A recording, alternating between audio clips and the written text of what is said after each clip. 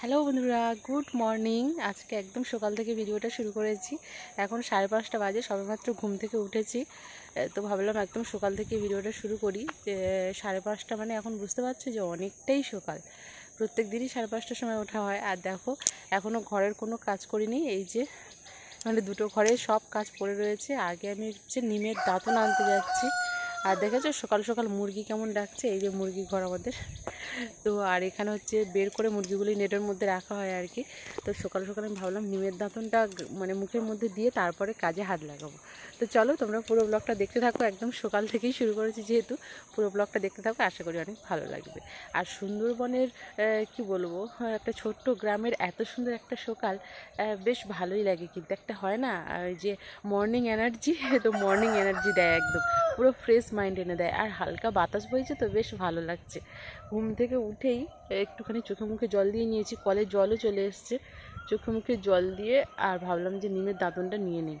তো চলো পুরো ব্লগটার সঙ্গে থাকো। সমস্ত কাজবাজ অনেক কিছু বাকি আছে, মানে কোনো কাজই করিনি এখনও, সবে জাস্ট ঘুম থেকে উঠেছি। দেখেছো মানে পাখির ডাক থেকে শুরু করে সকালবেলাটা বেশ সুন্দর আর বেশ মনোরম। তো ওই জন্য আমি ভাবলাম যে সকালবেলা থেকে তোমাদের সাথে ভিডিওটা শুরু করি, তাহলে বেশ ভালো লাগবে। তো চলো, নিমের গাছ তো আমাদের এখানে প্রচুর রয়েছে। আর ছোটো একটা নিমের গাছ থেকে নিমের দাঁতনটা নিয়ে নিই। এই যে দেখো, এগুলো হচ্ছে ছোট ছোট নিম গাছ। এদিকেও আছে ছোট ছোট নিম গাছ। এই একটা নিম গাছ রয়েছে, মোটামুটি মানে ডালটা নেওয়া যাবে আর কি। এই একটা নিম গাছ রয়েছে, এটা একটু বড়। তো চলো এই গাছ থেকে নিমের দাঁতনটা নিয়ে নিই। এই গাছটা থেকে বেশ ভালো নিমের দাঁতন ভাঙা যায়, মানে খুব একটা বেশি বড় না, আবার খুব একটা বেশি ছোটও না।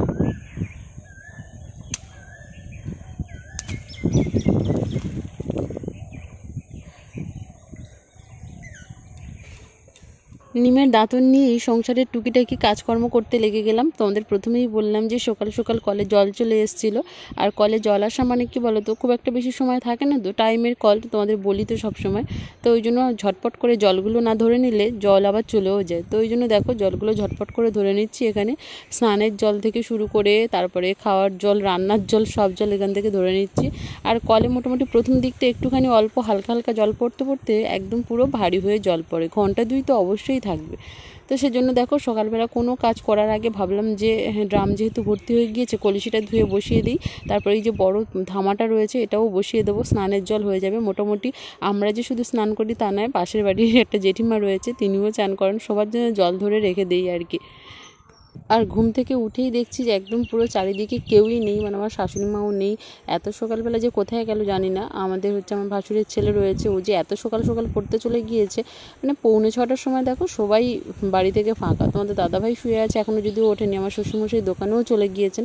মোটামুটি বাড়ি পুরো ফাঁকা। এবার ঝটপট করে আমাকে হাত লাগিয়ে কাজগুলো কমপ্লিট করে নিতে হবে।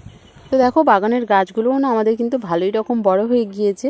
এখানে দেখো একদম যে বিন কড়াইয়ের গাছ দেওয়া হয়েছিল, সব পুঁইশাক গাছগুলো দেওয়া হয়েছিল, ঢেঁড়স গাছ, সব গাছই মোটামুটি বড় হয়ে গিয়েছে। কিন্তু ওল গাছগুলো না এখনও বেরোয়নি, ওই জন্য না নেটটাও খুলে দেওয়া হচ্ছে না।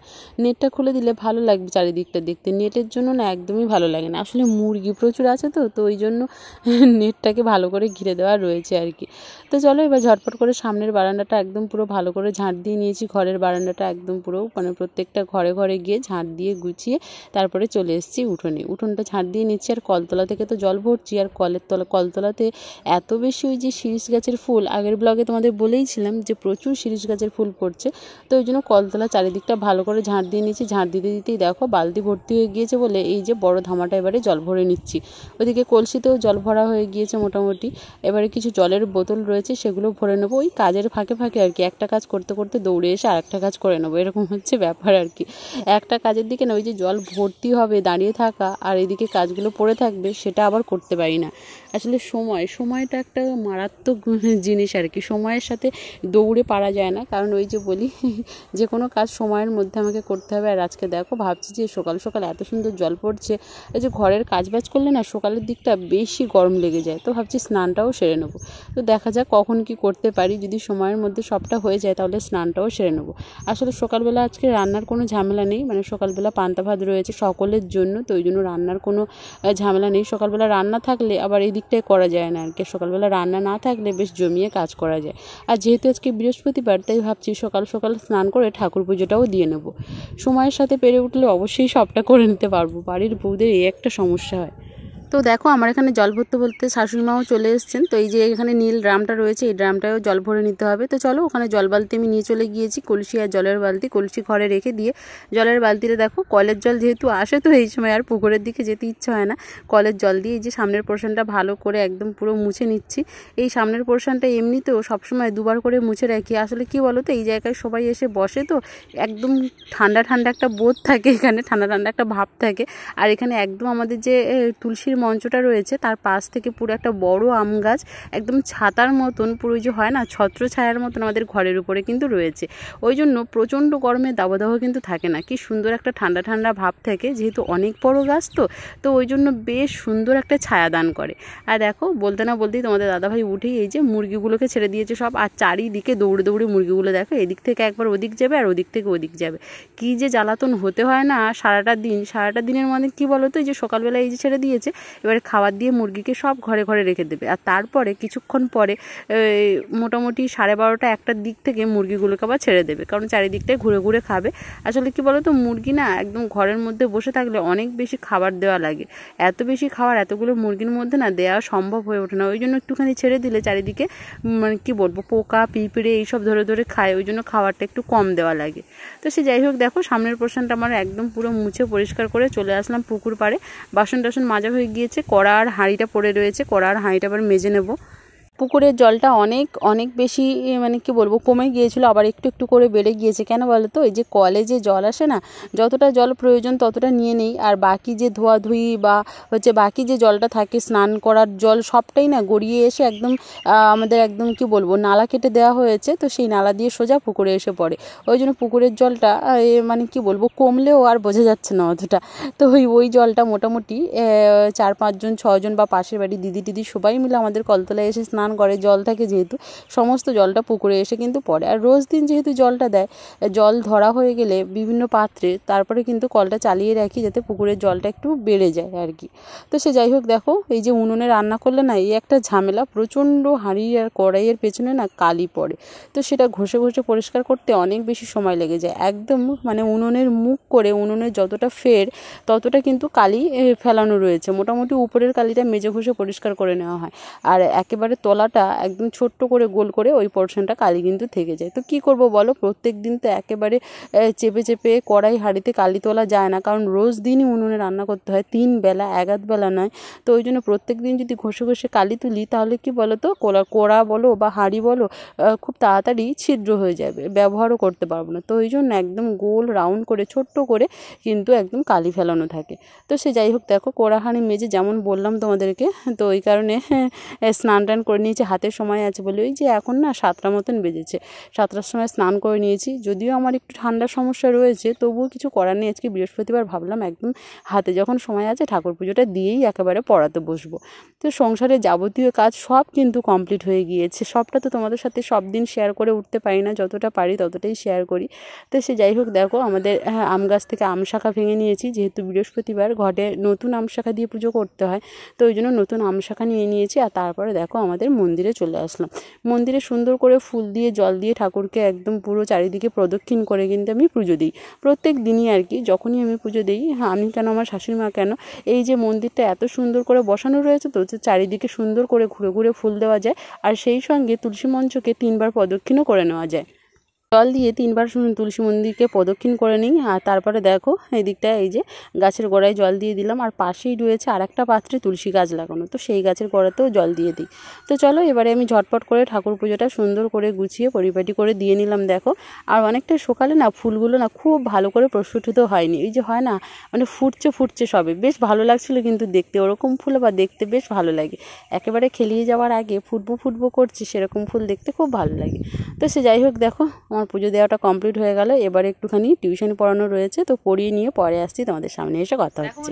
সকাল সকাল সমস্ত কাজবাজ কমপ্লিট করে স্নান সেরে ঠাকুর পুজো দেওয়ার পরে পড়ানো ছিল, পড়ানো কমপ্লিট করে খেতে বসে গিয়েছি। দেখো এই যে এখানে আছে পান্তা ভাত, আর একটা ভালো জিনিস আছে, এটা হচ্ছে আম আছে, হচ্ছে এই যে ডিমের ভাজা। তো কি বলো তো, ডিমের মানে কি বলবো, অমলেট করে মানে ভুজিয়া করে আর কি, ডিমটাকে একদম ঝুড়ো করে ভাজা করেছে, তোমাদের দাদাভাই করেছে।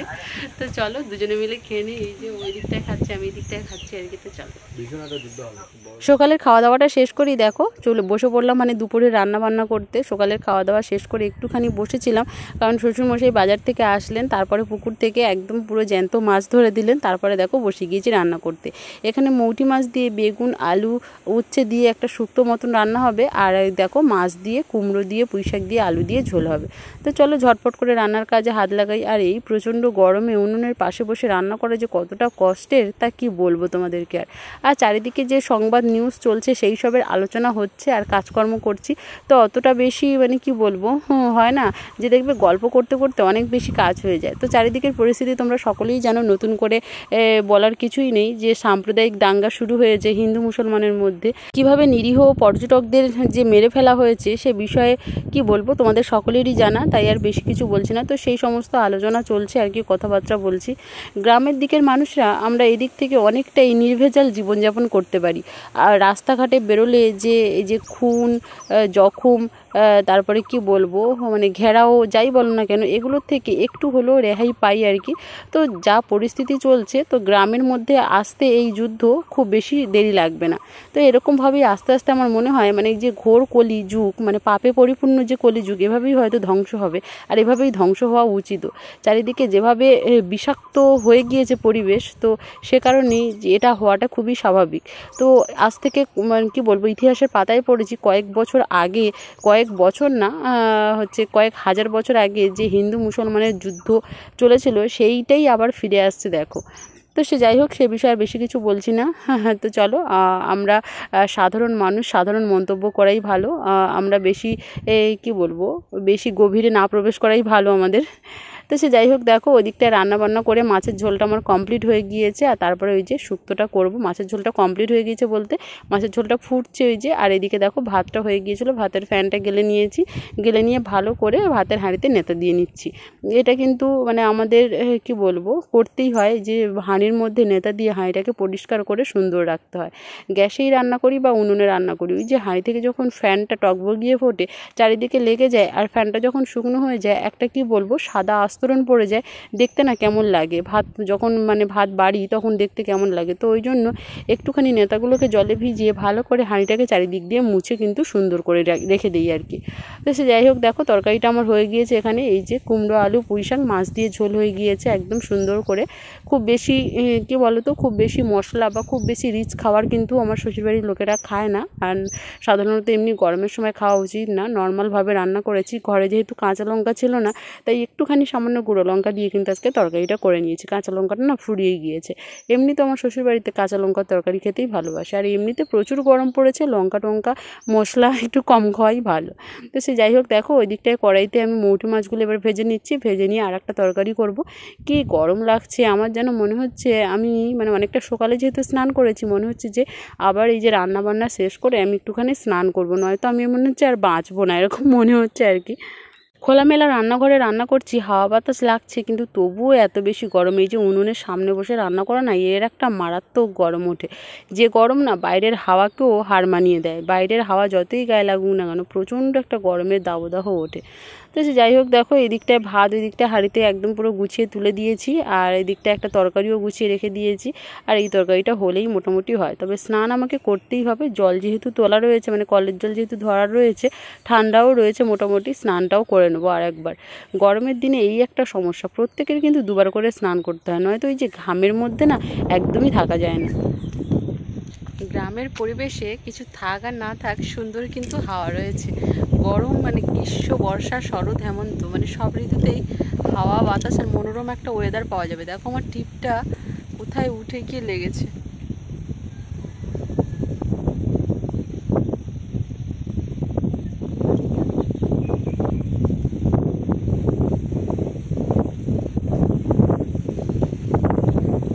রান্নাবান্না শেষ করে, মানে সকালের দিকে তো একবার স্নান করেছিলাম, আর দুপুরে রান্নাবান্না শেষ করে আবার একবার স্নান করে নিয়েছিলাম। এত বেশি গরম লাগছিল কি বলবো, প্রচুর গরম, প্রচুর গরম, প্রচুর গরম পড়ছে, কেন জানি না।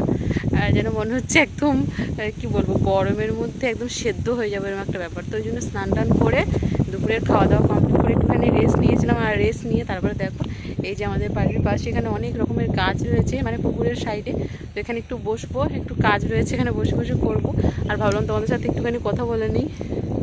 আর কি সুন্দর যে হাওয়া লাগছে এখানে, কি বলবো, মানে ঘরের মধ্যে ওই যে দম বন্ধ করা ফ্যানের হাওয়ার থেকে এত সুন্দর বাতাস বইছে না এই জায়গায়, বসতেও ভালো লাগবে। বসে বসে মনের আনন্দে নিজের ইচ্ছে মতন কাজও করতে পারবো। মানে হাতের যদি কোনো কাজ কেউ জেনে থাকো, তাহলে দেখবে এরকম পরিবেশে বসে বসে করতে কিন্তু বেশ ভালো লাগে। তো চলো এখানে একটুখানি বসে নেই, পরের দিকে আবার বাড়ি যাবো।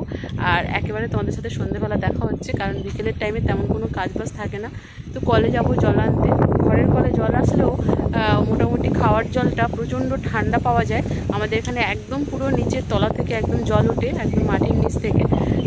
এটা হচ্ছে কি বলবো, ওই যে হয় না পাম্পের যে কলগুলো, ওইভাবে চাপলে তো ওই জল আনলে ভালো লাগে খেতে আর কি। তো ওই জন্য মাঝে মাঝে জল আনতে যেতে হয় আর কি কলে। রাতের বেলা আবার চলে আসলাম রান্না বান্না করতে। কি আর বলবো, 3 বেলা রান্না করতে করতে না জীবন প্রাণ পুরো অষ্টাগত। আর যেন মনে হচ্ছে ভাল লাগছে না, সংসার জীবন থেকে মনে হয় অবসর নিতে পারলেই বাঁচি। রাতের বেলা রান্না করছি ডিমের অমলেট করে নিয়েছি। ওই যে দেখো একটা একটা করে ডিম ভালো করে অমলেট করে নিয়েছি, আর আলুটা সেদ্ধ করে নিয়েছি। এরকমভাবে ডিমের তরকারি আমার শ্বশুরবাড়ির লোকজন খেতে ভালোবাসে ভীষণ।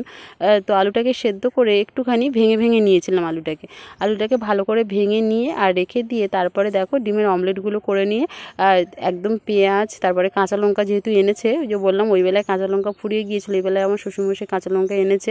তো তারপরে দেখো এই আলুগুলোকে না একদম কাঁচা লঙ্কা, পেঁয়াজ, পাঁচফোড়ন দিয়ে ভালো করে একদম পুরো ভাজা ভাজা করে নিলাম। করে নিয়ে তারপরে দেখো এখানে জলটা অ্যাড করলাম। এবার ভালো করে মিশিয়ে দেবো। ওই যে ভাঙা ভাঙা আলুগুলো না বেশ ভালো লাগবে কিন্তু খেতে। এইভাবে ডিমের ঝোল আমার বাপের বাড়িতে কখনোই খাইনি, এখানে এসে আমি প্রথম শিখেছি। আর এখানে এসে শিখেই কিন্তু ডিমের তরকারিটা মানে করি আর কি। এভাবে ডিমের তরকারি বা কোনো মাছের তরকারিও দেখেছি আমার শ্বশুরবাড়ির লোকজন এইভাবেই করতে ভালোবাসে। আমার আবার অতটা বেশি ভালো লাগে না যদিও, কিন্তু তবুও এখন আমি শিখে গিয়েছি, ওদের আদলেই করার চেষ্টা করি সবটা। তো সে যাই হোক, চলো আজকের ভিডিওটা আমি এখানেই শেষ করব। রাতের বেলার এই যে ডিমের তরকারি আর গরম গরম ভাত দিয়েই শেষ করব।